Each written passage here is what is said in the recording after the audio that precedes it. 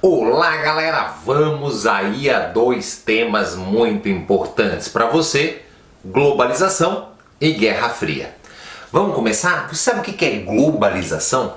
Bom, é um tema aí que aparece aí top 5 das provas do Enem, e sabe que globalização é a frase muito utilizada por muitas pessoas para explicar, por exemplo, uma crise econômica. Ah, isso é culpa da globalização. Então o que seria essa bendita dessa globalização? A globalização é a interação social e econômica pelo mundo. Então, essa relação que existe envolvendo cultura, envolvendo economia, envolvendo consumo. Então toda essa interação, isso é a globalização.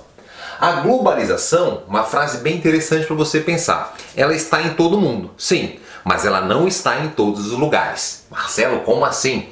Bom, ela está em todo mundo, ela está em todos os continentes hoje, a gente vê a globalização, mas não está em todos os lugares. O que é lugar? Lugar é aquilo, que está relacionado à experiência pessoal de cada indivíduo. Existem lugares, é difícil, mas existem, aonde a globalização não chegou. Vamos supor numa tribo dentro lá indígena da floresta amazônica que não tem contato com pessoas de fora. Existe? Existe. Então lá a globalização não chegou. Mas é raro, como eu te falei, hoje a gente vê índio aí com a camisa do Flamengo, de celular, então já está havendo uma expansão cada vez maior. Mas isso foi uma frase já de vestibular, de Enem, e as pessoas caem. É por isso que eu fiz questão, já no começo, te desmistificar e explicar. Ela está em todos os países do mundo. Porém, existem lugares remotos, raros, mas ela não chegou, tá? E a globalização, como ela está presente na sua vida? Por exemplo, se você come um sushi, que é da cultura japonesa, beleza? No Brasil, feito aí de repente pelo um boliviano lá que trabalha no restaurante. E aí você está escutando um reggae aí da Jamaica, usando uma camisa da Nike, que é dos Estados Unidos, feita na China. Então isso é a globalização. Então, ela envolve a cultura, as relações sociais e a economia. Então, não tem como fugir desse processo. E a globalização, ela não é algo novo, ela é algo antigo. Essa relação entre as culturas não é de agora. Então, a globalização ela vai evoluindo com o tempo. As tecnologias vão proporcionando que exista um aumento, uma facilidade pela aquisição da informação e também pelo deslocamento das pessoas. Claro que não foi assim, mas era mais ou menos essa relação que já caiu em prova de vestibulares e também no Enem. Dá uma sensação que o mundo está diminuindo. Então, antigamente, lá no começo da primeira fase da globalização, na época das navegações, era tudo muito distante, as notícias não propagavam com uma velocidade, mas cada vez mais foram criando tecnologia, e aí hoje você comenta aqui e fala ao vivo com uma pessoa do outro local do mundo. Acontece alguma coisa lá no Japão, a gente já sabe aqui quando essa notícia, quando esse acontecimento ele aconteceu, porque aconteceu, e assim vão propagando. Deu para entender a introdução? Globalização, tranquilo. Marcelo, você falou em fases? Sim, falei em fases. E a globalização nós temos 3 fases bem importantes. A primeira fase ela vai começar no século XV, Então lá nos anos 1400 e carqueirada, nós vamos ter lá a época das navegações. Então as nações europeias vão começar a buscarem novas terras e assim vão expandindo. E essas colônias, como chegaram aqui na América Latina, no Brasil, eles acabaram tendo uma relação social, econômica e cultural.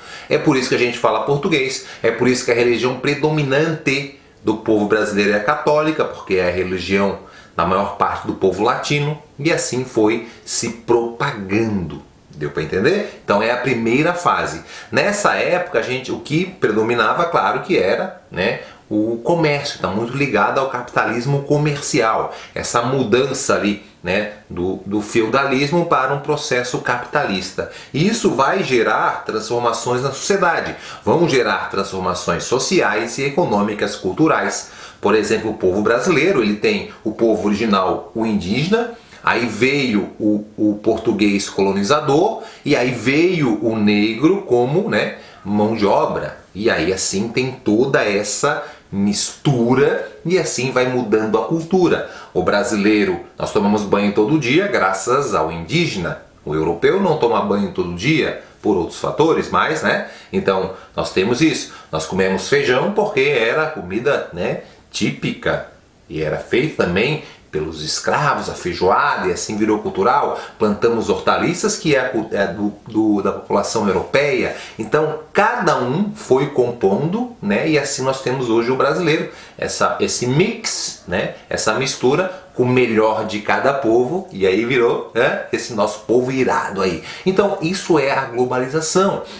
E isso, com o tempo, né, gerou uma relação econômica cada vez maior, uma relação cultural cada vez maior. A globalização ela foi evoluindo, porque daí tem mais tecnologia sendo criada, e o grande marco vai ser a segunda fase, é a fase da industrialização, aonde nós temos no século XVIII a criação, na verdade não a criação, mas um poder de industrialização maior, que define-se um padrão ali de consumo. As nações europeias que vão dominar a Revolução Industrial vão atrás de mais matéria-prima, vai ter um processo de neocolonialismo, busca de novas terras para fornecer matéria-prima, para mandar grande parte da sua população para aquelas regiões, assim vão influenciando a sua cultura e vão ter um domínio cada vez maior. E aí o padrão de consumo começa a ser estabelecido, a produção industrial, a produção em larga escala, essa é a jogada. Dá para entender? Alguns países vão se especializar com algum tipo de produto, outros em outro, e o consumo começa a se padronizar. Temos que consumir para a indústria poder produzir, e assim vai gerar mais emprego. As pessoas começam a sair do campo, gerando um grande êxodo rural. As cidades começam a ganhar, né, sendo o motor ali, propulsor da economia. A relação começa a mudar. Durante muito tempo a cidade dependia do campo, né?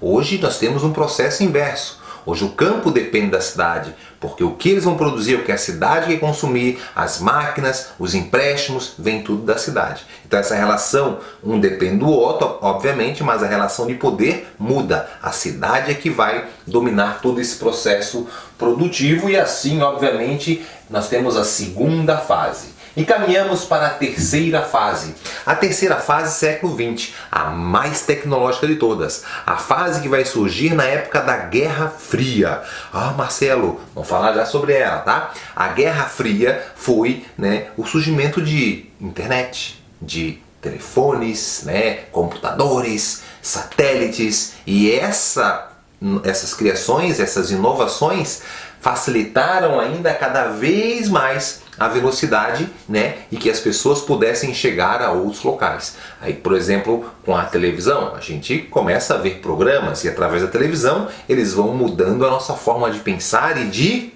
consumir. Quando a economia e a cultura se juntam e isso começa a ter maior velocidade de propagação, eles vão determinando o que nós devemos consumir. Então o padrão de consumo vai aumentando. A gente percebe que o consumo, ele dá momentaneamente, ela dá uma sensação de felicidade. Quando a gente consome, durante um tempo a gente fica feliz, comprou uma camisa nova, comprou um óculos novo, comprou uma calça nova, e aquilo te dá uma sensação momentânea. Logo ela passa, ela é momentânea, e aí você consome novamente. Para pagar o que você consumiu, você trabalha cada vez mais. E a gente vai botando o consumo como se fosse, né, a busca da felicidade. Você trabalha aí grande parte do seu dia para ter o salário apenas para sobreviver. Esse é o padrão que é estipulado, e a gente tem cada vez menos tempo, porque para suprir o nosso consumo, a gente tem que trocar o nosso tempo pelo consumo. Então essa é a relação. Vamos fugir dessa bolha, né? Vamos aí escolher a função social e aí pensar, né? Quem tem que consumir? Tem. Mas não que o consumo seja o essencial, o vital, beleza? Então isso vai acontecer nessa fase. Então através da televisão, da mídia, da propaganda, cada vez mais a gente vai consumindo, né? O perfil dos produtos vão se modificando. Tu não pode esquecer que aqui o avanço das máquinas vai ter a substituição de várias funções. né? Em cada uma das fases nós vimos na Revolução Industrial, na primeira, da segunda, da terceira e agora caminhando para a quarta revolução, nós temos cada vez mais um homem sendo substituído pela máquina. Então funções vão deixando de existir e aí vai gerar o desemprego.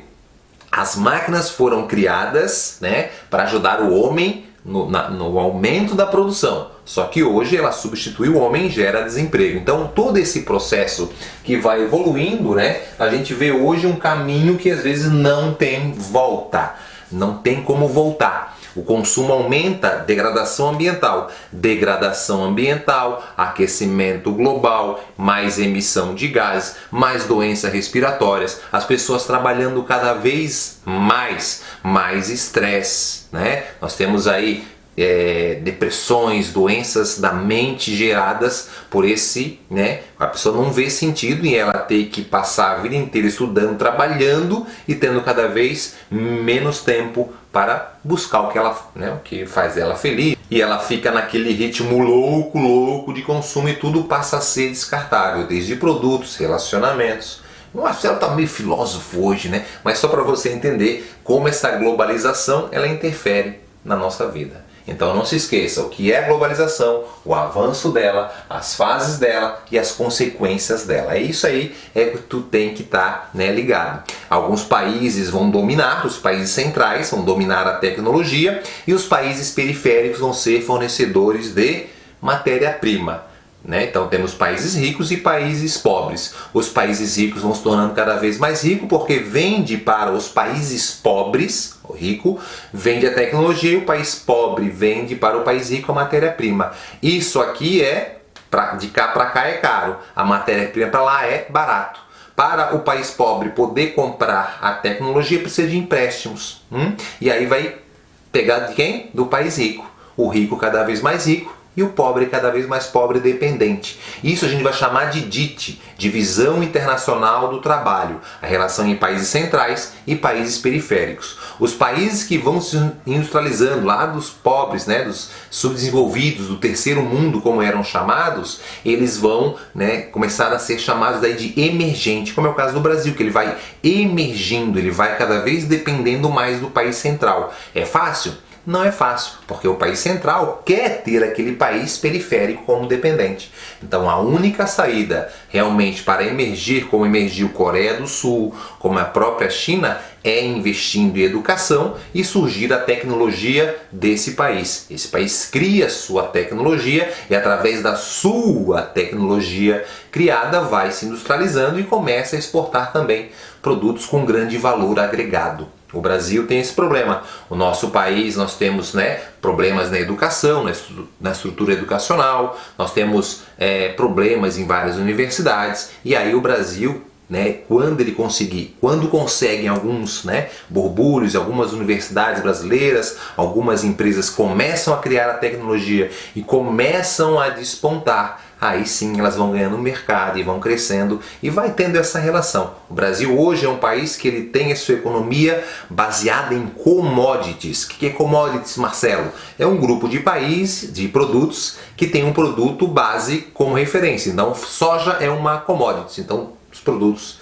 né, primários ligados à soja formam commodities. Petróleo é outra commodities, ferro é outra commodities. A economia brasileira ela é muito ligada a isso. Enquanto os países ricos que emergiram, como Coreia do Sul, como China, ou ricos como Estados Unidos, como Alemanha, eles têm lá, né, sua economia muito baseada nesse alto valor agregado que é a produção de tecnologia. Marcelo, como tudo isso surgiu? Você falou em primeiro mundo, você falou em segundo mundo e terceiro mundo, que parada que é essa? Bom, para poder entender, nós trouxemos para você a famosa Guerra Fria. O que foi a Guerra Fria? A Guerra Fria ela foi um conflito ideológico entre Estados Unidos e a União Soviética pela expansão dos seus sistemas econômicos. Os Estados Unidos defendendo o capitalismo e a União Soviética defendendo o socialismo. O que surgiu primeiro dos dois? Obviamente, quem surge primeiro é o capitalismo. O socialismo surge depois, ele é criado, né, por Karl Marx e Friedrich Engels, que criticavam, né, o capitalismo. Então eles falavam no sistema capitalista, onde, né, o indivíduo controla o seu lucro, defende a propriedade privada, a divisão de classes, ricos, classe média, pobre, miserável, né, essa divisão de classes, e aí ele vai, né, criar o socialismo, que é o quê? Que é uma economia planificada, não tem lei da oferta e da procura, é o governo que vai determinar o preço dos produtos, a propriedade é estatal, ela é do Estado, né? Não tem essa divisão de classes. Então, basicamente, esse modelo vai se contrapor a esse. E aí, os Estados Unidos defende o capitalismo e a União Soviética, com a Revolução em 1917, né, lá na Rússia, fez a Revolução, União da República Socialista Soviética, eles acabam tirando lá os czar, a monarquia do poder, e acabam implementando o socialismo. No primeiro momento, eles dá muito certo, conseguem prosperar muito, e aí começam a criticar o sistema capitalista, porque logo no começo aí, né, década de 20, tem a crise de 29, e aí eles vão acabar, tá vendo? Olha lá, ó, o capitalismo é ruim, olha a crise que eles estão. E eles vão começar a ajudar e vão conseguir aliados do seu sistema. Aí vem a Revolução Chinesa em 49, a Revolução Cubana em 59, mas a gente tem que entender que tudo realmente vai pegar e vai virar essa Guerra Fria após a Segunda Guerra Mundial. O mundo passa a ser bipolar, Estados Unidos e União Soviética, brigando pela expansão de mais aliados, do seu sistema dominar. E aí vão criar planos, como eu falei. O primeiro plano é montar o Plano Marshall. O Plano Marshall é uma ajuda que os Estados Unidos faz à Europa Ocidental para conter a expansão do socialismo. Beleza? Empresta a grana para os caras.